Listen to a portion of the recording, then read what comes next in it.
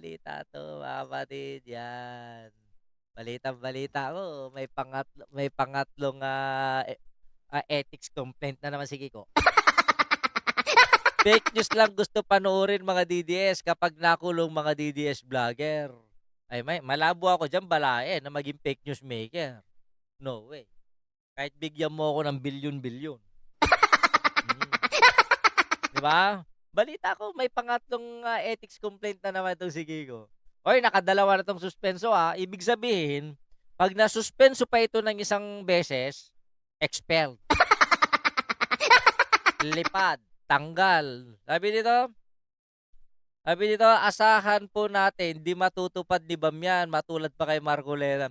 No idol, may batas na pinirmahan ni Digong noong 2021 na in-extend till 2051 yan subsidiya galing sa mga consumer. Subsidiya galing sa mga consumer. Tapos para sin sa consumer. Simple. Gusto niyo makalibre sa kuryente? Pagbayarin niyo si Libiste ng 24 billion. Matik yan. Di na nadala sa 10,000 ni Kawatano, umulit sa 2,000. Libreng kuryente ni Marco Beta. Next time na may kakandidato, 500 na lang ipapangako, mananalo pa.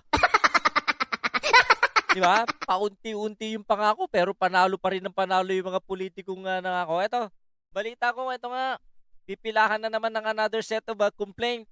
Idol, pinasa ng DOA yung subsidiya sa mga consumer. Yun lang. Bakit pinasa sa mga consumer? Okay. Panoorin natin to. Dugudugudugudug. Eto. Ay. In the house na may one was also his usual decorum in the house na may pag-uusapan, bigla siyang manggugulo, bigla siyang magla-live siya at biglang magpo-poke ng mga cellphone, and we kept on asking him why.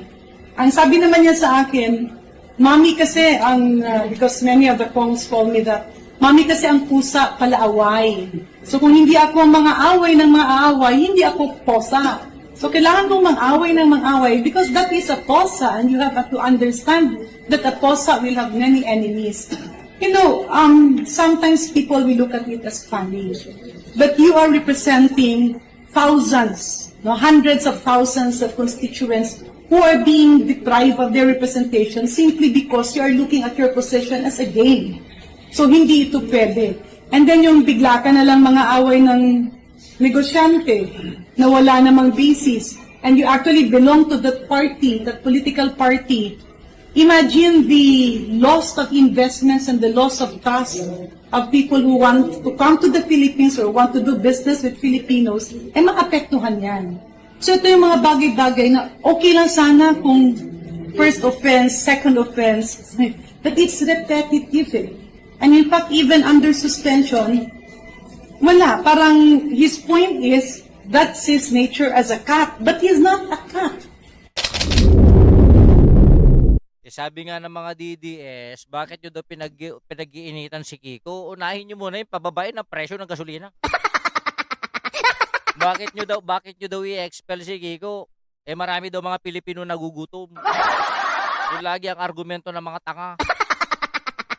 Di ba? Sa akin naman, kung nagtataka pa ba kayo? I-expelled nga sa mga school na pinasukan yan. Sanay na yan na matanggal. Wala nang ayos dyan. Ang ginagawa na lang ni Kiko Barsaga, nangaaway siya para mapagtakpan yung katotohanan na wala siyang ginagawa bilang representative ng Dasmariñas. Ulitin ko, ano na bang batas? Ilan na bang batas kung meron man na nagawa o naipasa itong si Kiko Barsaga? Mas marami pa yung ginawa niyang kabalasubasan kaysa gampanan yung trabaho niya. Ang trabaho ng isang mambabatas hindi magbigay ng ayuda. Ang trabaho ng congressman hindi yung magrally sa kalsada.